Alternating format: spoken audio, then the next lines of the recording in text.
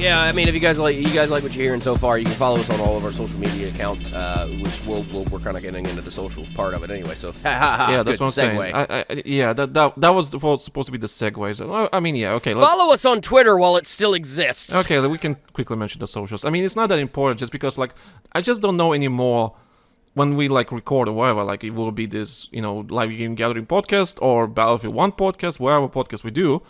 Speaking of, if you actually want to listen to a good Battlefield podcast, check out Battlefield 1 podcast on Spotify or iTunes or anywhere else you listen to the podcast. It's really good.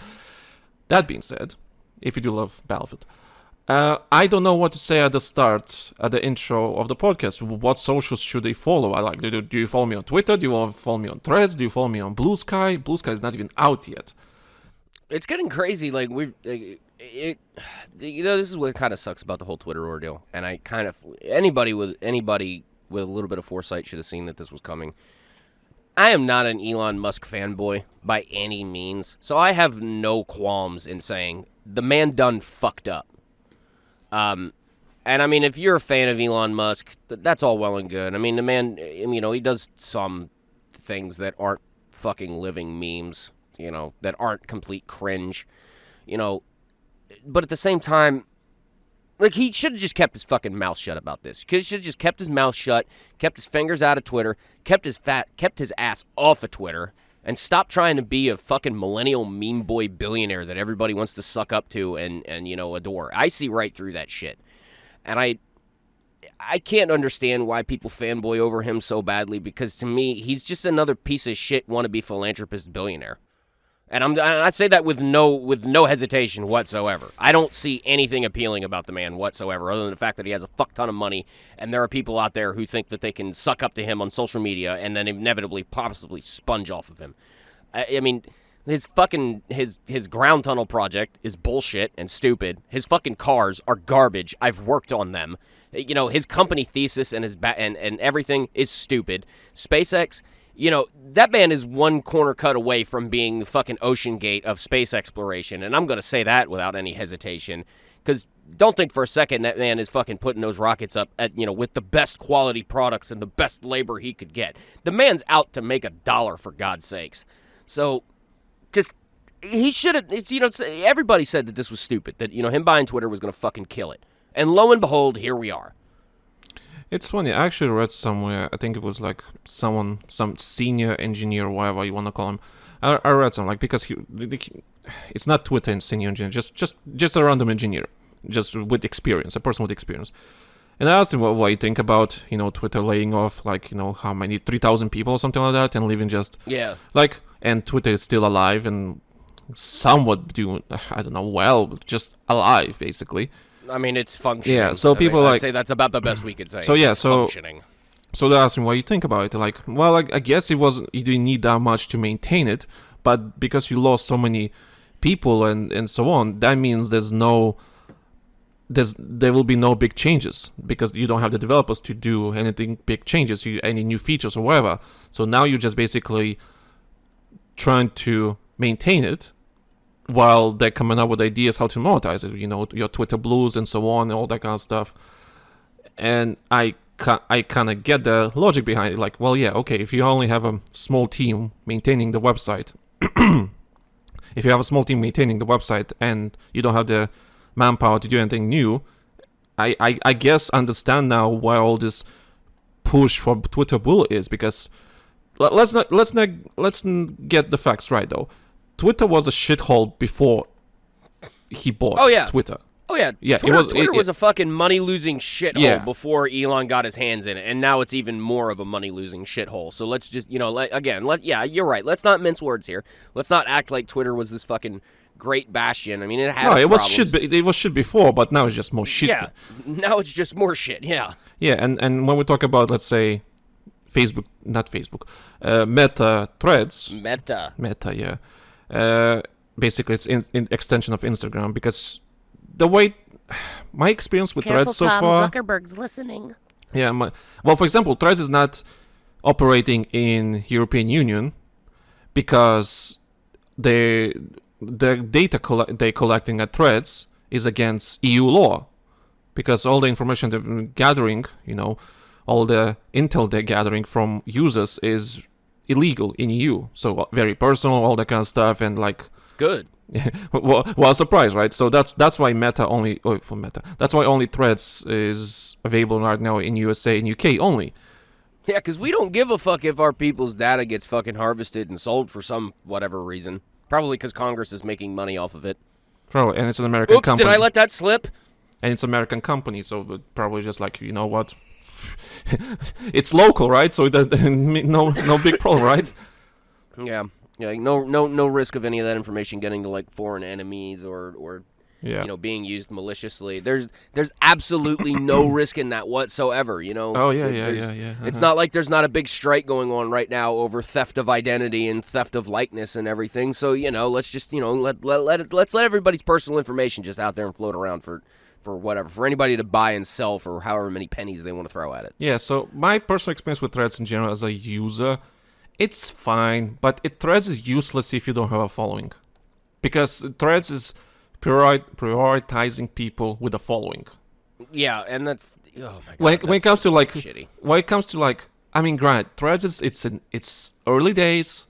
This app was made in like 5 months. They started like in February or January, just from scratch.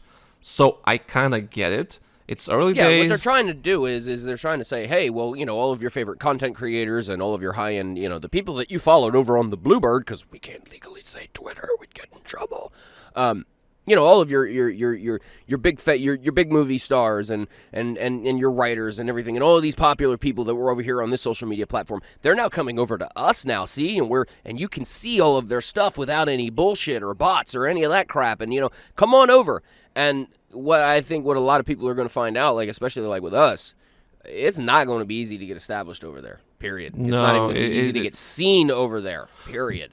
Unless you have that's what scares me. Yeah, unless you have a following or something like that, you're not getting any following whatsoever. You're getting no traction. Like I have clients that I talk to through Twitter. I've netted a good handful of clients through Twitter, and this is like no secret of mine that Twitter is one of the main places that I get casting calls and work from. It's not a joke. My only other routes are to pay certain companies in order to get access to gigs, which I don't have the money in order to do. Or I have to network extensively. And I'm not going to lie, I hate social media networking. I don't mind networking, talking, from person to person and bullshitting because I'm okay with that. But, trying to sell myself online and market and stuff like that, I hate doing it. And I understand it's a thing that I need to do for my business to grow. But to try and do it on social media platforms these days, it's not easy. It's not easy at all. Like, I have been on Twitter for a grand total of, over 6 years now, and I've barely broken 350 fucking followers. I think me and Mixie been losing loads of followers. Actually, speaking of Mixie, and I've lost them too, and I'm pretty sure they're bot accounts. But I'm not gonna cry I had over 1,000 followers, and both me and him were basically losing followers non-stop. He also deactivated his Twitter because he just had enough. So like it's pointless. It's I know a lot of people that are getting to that point. I keep it. I'm getting to that point. I keep it just to remind people that I'm still alive and well, I guess. Yeah. Yeah, that's the only reason I have Twitter. And sometimes I shitpost something, but it doesn't get traction. I was thinking making a video, like a proper video on the LankySoldier. Thinking, you know what, let me get Twitter Blue and just compare what difference I get in terms of, exposure and all that kind of stuff. But that was before all the raid limit exceeded or some shit like that, and I'm like, you know what? No, fuck you. I am not giving you money. I'm not giving money to Twitter. I'm not giving my money to Elon Musk. Fuck that. No, because because for me to do for Twitter Blue to do what a paid casting, me buying into Twitter Blue is not going to do me any good at all. First and foremost, anybody who goes to my social media page, I don't tweet much. I don't do much on it. Occasionally, I'll get pissed off and I'll rant about something. I mean, I guess if you want to call that entertainment, then there it is. But other than looking for casting calls, replying to other content creators, replying to casting directors and some fellow actors, we'll banter back and forth regardless. And keeping, and actually, I can't even say keeping in touch with a handful of clients because all of my clients, I have their email addresses or I have them on Discord. So I can get a hold of them instantly. So it's not like, if Twitter shut down tomorrow, The only thing that's going to suck is I'm not going to have access to all of the casting calls that I do, the public ones, the ones for independent projects, like for independent video games and for independent YouTube projects and, show pilots, the independent ones, the independent producers who are trying to put a show pilot together and put it out there. Like, I'll lose access to that. I won't lose what I have now. It's just going to hurt. And to have this concept of having to possibly jump over to another social media account, like, again, like, we can use yourself as an example too, Tom. Like, if Twitter shut down tomorrow, how much is it going to hurt the channel? How much is this going to hurt you, other than just being able to promote? It won't hurt whatsoever. Exactly. It won't hurt because I'm getting zero traction from my social medias. For example, I got in. Thankfully, I won't. Kiwi, thank you, Kiwi, for the code. Got an invite to the BlueSky. Basically, the guy that founded Twitter has basically made another social media, and it's called BlueSky. Nice. And it's not open yet. It can only get invites, so that's why it's really it's really small. Not it's not exposed but it's Makes sense. Yeah, from what I've experienced so far on BlueSky, it also has a desktop app, unlike Threads. Which is kind of weird. I don't know why you don't have a desktop app. Desktop version of the, or whatever. So basically, I have BlueSky. It has desktop version, it has the app version, and works exactly like Twitter. And because it's smaller, it's less toxic. It's basically not toxic whatsoever. I can post anything and it'll be fine. But of course, because it's a small group of people having access to that social media, it's not gonna do numbers. But it's nice to have like some sort of invite and just be there early and maybe set the stage for yourself when they're gonna open up. So, yeah, you can work the kinks out. You get your profile Yes. set up, figure out what information you want to put up there, figure out how you want to handle it, how where everybody is, how everything works. I mean, yeah, that's a good idea. I'd love to get in on something like that. as soon as I get the invite, I'll send you one. And it's a really nice Because I social think I've media. had a couple of friends of mine that have actually gotten over there too, and they've had some good things in order to say about it. Granted, yeah, like they've said like what you've said. It's very closed off right now. It's very small, and as an app development sense, I understand why they're doing it that way. They're trying to avoid like what happened with Hive, where everybody wants to jump on all at once, and they realize, oh shit, we don't have the infrastructure for this. Exactly what I wanted to say. So they're actually, I read it somewhere, they're still building on the infrastructure and everything. So like. So you either can be Hive, come over. Everyone comes over and fucking dies the next second. Yeah, like trying to throw a fucking house party in a trailer and you might have like 500 plus people show up all at one go. Yeah, you're not doing that. Yeah, so BlueSky kind of. Some people say they're doing it too slow, but at the same time, you know what? Take your time. Because Rome wasn't built in a day. Yeah, Twitter was not built in a day. Twitter is not what it is now in one day. Yeah, Twitter is not great. Don't get me wrong. It's nice to see Twitter being on fire, but at the same time, Threads is not it will not take over. Threads is not gonna take over Twitter whatsoever. It's not. It's an option, but in my honest opinion, but it's not. No, I really think not that'll yet. happen. And BlueSky is like a good alternative.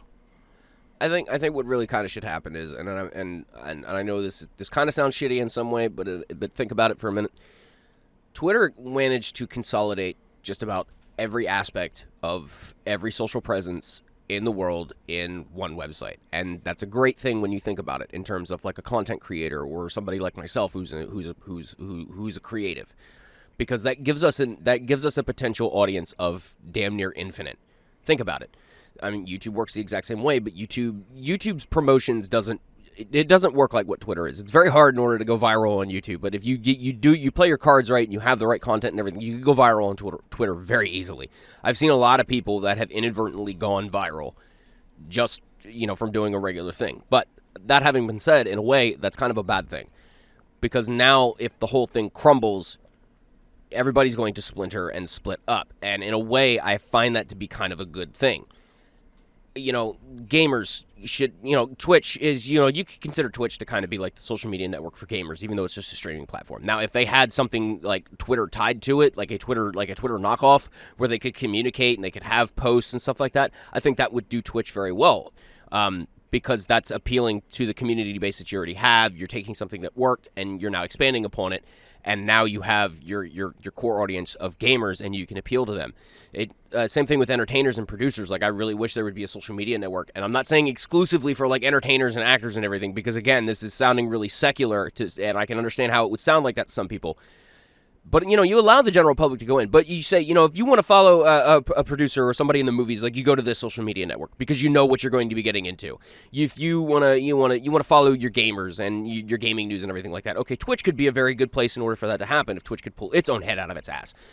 Your general social media networks would just be like Twitter and Facebook, where, the average Joe can have a platform.